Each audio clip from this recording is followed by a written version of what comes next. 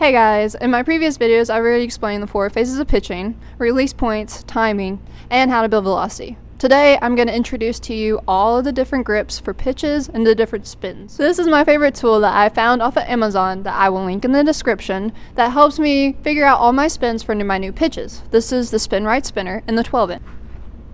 It's completely optional. If you do not have the money right now or you just don't want to wait the 2 days, you can always just get a softball and get a Sharpie line. It'll still do the exact same thing. Okay, so here's our grips for our different pitches. Now, in my first video with the 4 phases of pitching, remember I showed you a 4-seam fastball. Here's a quick refresher. I'm following that C, putting my 3 fingers up here, pinky down on the bottom. Now your thumb can either be on the seam, over the seam, like either side. I prefer on. I feel like I have a better grip that way. Okay, so for my changeup, now my grips barely change. Now some coaches are going to tell you, palm the heck out of that ball. I feel like I have no control over that. For me, for my changeup, I just like to stick with the standard fastball again. See, I still have a little air pocket right here. It's in my fingertips. I have a good grip on it, and I can trust it. All right, so for my screwball, I'm going to start using the horseshoe now. I'm going to do the upside down horseshoe. I'm going to put my index finger this side of the seam. My 2 fingers split the horseshoe. My pinky's on the other side. This is my screwball grip. And guess what? This is my curveball grip too. We love a versatile pitch. So this is my grip for my curve too. This really helps me on my screw and on my curve to utilize this index and really snap everything. Okay, so for my rise ball, again, this grip again.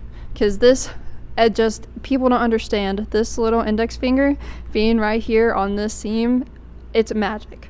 Now for my drop ball, I throw a drop curve, and for my drop curve I actually put 2 fingers on the seam, then I split around right here. And yeah, these are all my grips. Okay, so here is my fastball spin. I'm staying through my slot and just snapping back. Here's the catcher's point of view. I'm going to include catcher's point of view for all the spins. Here's my flip change, still coming through my slot, and notice how my hand is staying below my belly button. You gotta stay low and under control. Here's my screw. I'm leading with my index, and I'm turning a doorknob. Always snap down, don't try to yank it up. Make sure that you're screwing the ball to the inside. Now I'm going to step out open so that I can follow my body, and I'll lead with my index to get the spin. Here's my curveball. Now you can't really see from here, but my drive foot is driven to the inside to close off my body. I'm getting my elbow out in front, and I'm keeping my wrist up to get all the spin from underneath. I'm going to finish on my hip.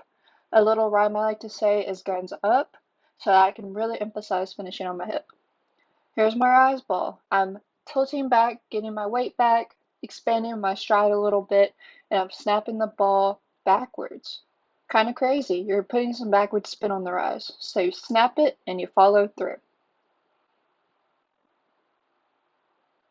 And here's my drop curve. So just like my curve, I'm going to drive to the inside so I can cut myself off. I'm going to lead with that pinky and snap over and down. Snapping over and down. This is my Spin Right Spinner. It helps me in a master because guess what? This thing is a snitch.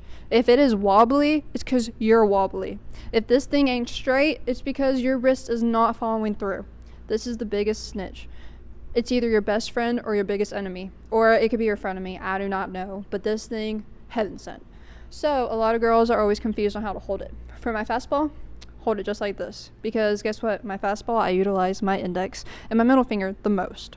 So this is how I'm going to hold my fastball. Now for my changeup, I take a lot of pressure off of my index. That's how I slow it down even more. I put more pressure into my ring finger and my middle finger. So horns down for the Aggie fans, blah, blah, blah. This is going to be my changeup grip. Now, whenever I get into my actual true spin pitches, that's where this thing changes up. As you can see, here's the little tiny river. Here's the big horseshoe seams. This is where I'm going to put my fingers the most. For my screwball, because I like to grip like this is what it is. Think about this as being the middle, like the middle cut of the softball. So this is going to be my screw. This is also going to be my curve. For my screw, I'm going to spin like a doorknob. For my curve, I'm going to be underneath it, serving it like a tray, turning it. Now for my rise ball, I do the exact same thing because I do not switch my grips at all because that's how people pick off your pitches. So for my rise ball, same thing. I'm going to get right here. I'm going to be sure to be right here and spinning it backwards. Alright, now for my drop, because I throw a drop curve, I'm going to split the horseshoe. I'm going to put my middle finger and my index finger onto this seam. I'm going to put my ring finger on the other side and my pinky down here so I can get over and across. Over and across. Just like my spins on my fastball, that's exactly what I'm doing here with my spinner. That was my fastball, now here is my changeup. Still staying below my belly button, flipping the ball hard. Here's my screw. I'm still leading with my index and snapping to the inside. I'm making sure to turn that doorknob and screw the ball hard. Here's my curve. I'm still emphasizing keeping my wrist up and finishing on my hip. I'm still crossing over to cut myself off and a finish on my hip. Really important here to keep your wrist up. Here's my rise. I'm still tilting back, I'm still putting backward spin on the ball, and I'm still finishing through my slot. And then lastly, here's my drop curve.